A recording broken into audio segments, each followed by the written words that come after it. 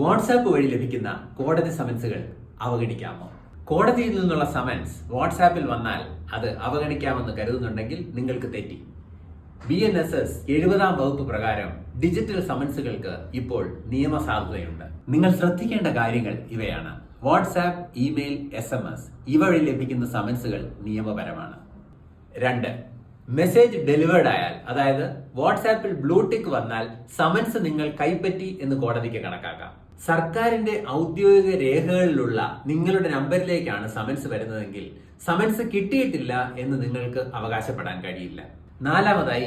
ലഭിക്കുന്ന സമൻസിൽ കോടതിയുടെ സീലോ ഡിജിറ്റൽ സിഗ്നേച്ചറോ ഉണ്ട് എന്ന് നമ്മൾ ഉറപ്പുവരുത്തണം. ഡിജിറ്റൽ സമൻസ് അവഗണിക്കുന്നത് നേരിട്ടുള്ള സമൻസ് അവഗണിക്കുന്നത് പോലെ തന്നെയാണ്. നിങ്ങൾക്കെതിരെ വാറണ്ട് പുറപ്പെടുവിക്കാൻ അത് കാരണമാകും. അതുകൊണ്ട് ഡിജിറ്റൽ സമൻസ് ലഭിച്ചാലുടനെ നിങ്ങൾ നിങ്ങളുടെ അഭിഭാഷകനുമായി ബന്ധപ്പെടുക. കാലം മാറുന്നതനുസരിച്ച് നിയമങ്ങളും മാറുകയാണ്.